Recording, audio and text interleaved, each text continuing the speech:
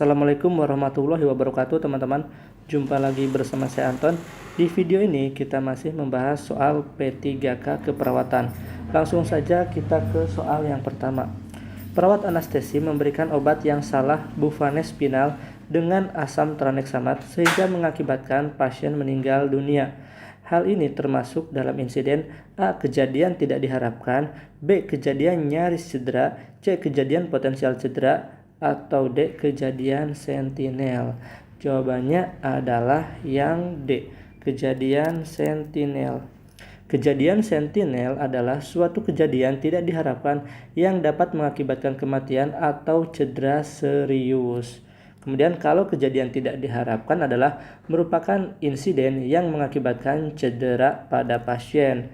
Kalau yang B, kejadian nyaris cedera adalah kejadian terjadinya insiden yang belum sampai terpapar ke pasien. Contohnya, misalnya kita akan memberikan transfusi darah. Kemudian sebelum memberikan transfusi darah, kita double check dulu. Kemudian pas di double check, ternyata darahnya itu sudah kedaluarsa, berarti nyaris cedera. Maka itu belum sempat terpapar ke pasien. Kemudian kejadian potensial cedera adalah merupakan kondisi yang sangat berpotensi untuk menimbulkan cedera tetapi belum terjadi insiden. Misalnya lantai basah itu kan potensi sekali untuk cedera, atau ada kabel berseliweran di lantai sehingga menyebabkan tersengat aliran listrik. Baik, kita lanjut ke soal nomor 2. Apabila terjadi kejadian sentinel berdampak luas atau nasional, sesegera mungkin harus dilaporkan. Berapa lama waktu paling lama pelaporan kejadian sentinel tersebut? Kira-kira ada yang sudah ini teman-teman? Sudah tahu atau sudah pernah melaporkan kejadian sentinel? Kejadian sentinel itu dilaporkan paling lama itu adalah 1 jam setelah kejadian sentinel tersebut. Apabila terjadi kejadian sentinel, sesegera mungkin harus dilaporkan.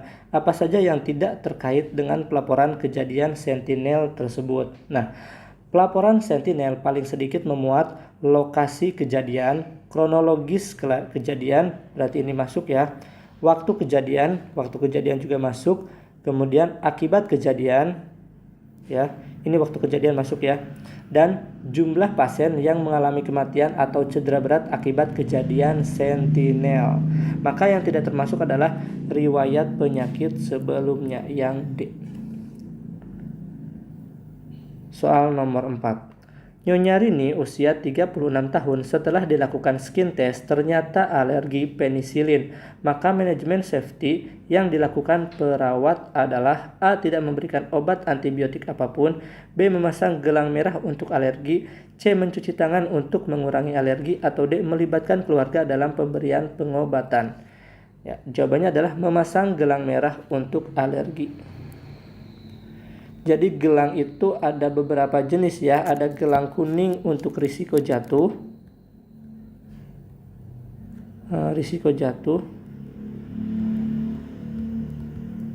Kemudian ada merah untuk alergi, dan ada ungu untuk DNR atau do not resusitasi, atau tidak boleh diberikan resusitasi jantung paru, tidak boleh di RJP. Biasanya itu pada pasien yang paliatif. Soal berikutnya, terdapat 6 sasaran keselamatan pasien nasional. Apakah yang termasuk salah satu sasaran keselamatan pasien nasional di bawah ini? A. Hak pasien untuk diselamatkan, B. Mengidentifikasi pasien dengan benar, C. Hak pasien untuk menerima pengobatan, atau D. Rajin mencuci tangan dengan sabun dan air mengalir. Kira-kira yang mana teman-teman? Sasaran keselamatan pasien, atau istilahnya itu adalah International Patient Safety Goal. Kalau kita akreditasi, pasti ini yang selalu digaung-gaungkan. Yang pertama itu adalah ada 6 ya. Mengidentifikasi pasien dengan benar. Jadi jawabannya adalah yang B. Kemudian yang kedua adalah meningkatkan komunikasi efektif. Yang ketiga, meningkatkan keamanan obat yang harus diwaspadai. Jadi obat-obatan high alert, atau misalnya yang LASA ya, look alike dan sound alike, atau yang NORUM, nama obat rupa ucapan mirip, itu harus ditandai. Kemudian yang keempat, memastikan lokasi pembedahan yang benar, prosedur yang benar, dan pembedahan pada pasien yang benar. Yang kelima, mengurangi risiko infeksi akibat perawatan kesehatan. Dan yang keenam, mengurangi risiko cedera pasien akibat terjatuh. Soal nomor 6. Kegiatan yang termasuk dalam pelaksanaan sasaran keselamatan pasien yang kedua yaitu meningkatkan komunikasi yang efektif adalah A. Perintah lisan dan yang melalui telepon ataupun hasil pemeriksaan ditulis secara lengkap oleh penerima perintah atau hasil pemeriksaan tersebut. B. Pasien diidentifikasi menggunakan dua identitas pasien, tidak boleh menggunakan nomor kamar atau lokasi pasien. Nah, yang B ini untuk IPSG atau sasaran keselamatan pasien yang pertama ya, yang mengidentifikasi pasien dengan benar. Aduh, agak susah nih ngomongnya. Ini untuk IPSG yang pertama. Yang C, kebijakan dan prosedur diimplementasikan. Atau D, penggunaan obat lasa dan high alert. Nah, jadi jawabannya adalah yang A ya. Perintah lisan dan yang melalui telepon ataupun hasil pemeriksaan dituliskan secara lengkap oleh penerima perintah atau hasil pemeriksaan tersebut. Jadi menggunakan SBAR ya, dan TBAK. SBAR itu situasi, background, assessment, dan rekomendasi. Kemudian kalau TBAK itu tulis, baca, dan baca ulang kembali. Kita ke soal nomor 7. Bapak A datang ke IGD diantar keluarganya oleh karena pasien mengalami kecelakaan dan pasien mengalami penurunan kesadaran. Hasil pengkajian perawat bahwa pasien mengalami penurunan kesadaran, bicara ngaco, gelisah, kaki dan tangan bergerak aktif tanpa arah, dan anjuran rawat ICU.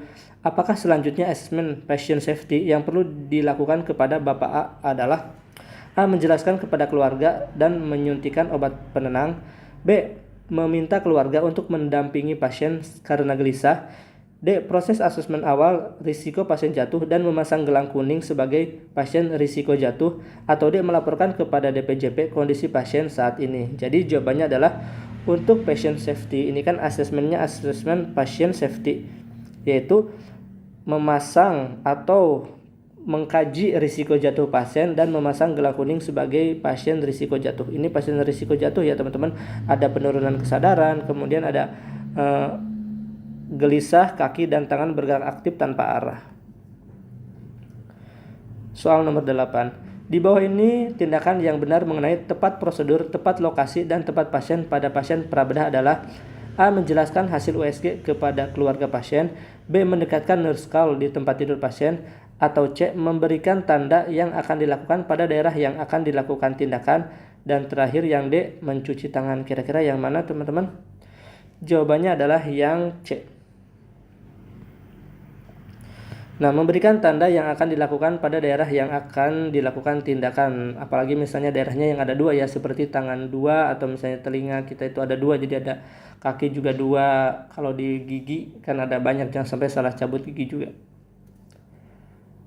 Soal nomor 9. Adapun insiden di fasilitas kesehatan yang diartikan sebagai kondisi yang sangat berpotensi untuk menimbulkan cedera, tetapi belum terjadi insiden disebut baik. Ini yang mana?